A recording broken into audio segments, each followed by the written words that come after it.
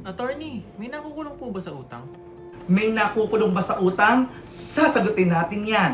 Sa ilalim ng ating konstitusyon, Section 20, Article 3, no person shall be imprisoned for non-payment of debt.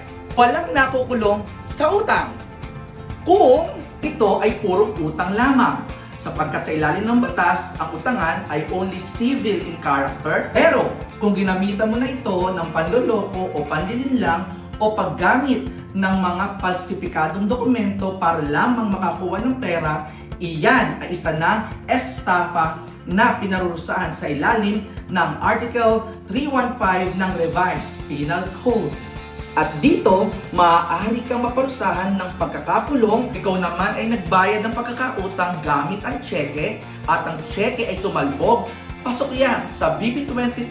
Kung sakasakali naman na hindi ka makabayad sa iyong pagkakautang, maaari kang kasuhan ng kasong sibil for collection of sum of money o small claims depende sa halaga ng iyong pagkakautang. At kung mapatunayan na ikaw nga'y may pagkakautang, pagbabayari ka ng korte ng una, ang iyong principal amount ng pagkakautang. Pangalawa, legal interest sa ilalim ng BSP Circular Number 799. Ang legal interest ngayon ay 6% per annum. Maaari ka rin pagbayarin ng daños perjuicios. At pang-apat, maaari kang pagbayarin ng cost of suit